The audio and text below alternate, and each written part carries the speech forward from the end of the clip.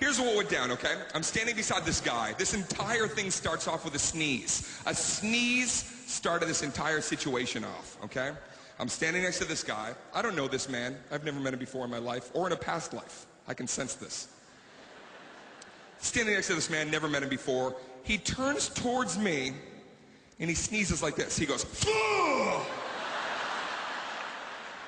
He actually did like the robot from '85. "Ugh!" Yeah, he turns towards me and he sneezed, and there was no blockage. There was no hand over the mouth. There was no burying the arm. There was no the thing where you try to make somebody run away like you're about to turn into a werewolf. Hey, something's happening to me. Oh, nothing. No, he just cocked and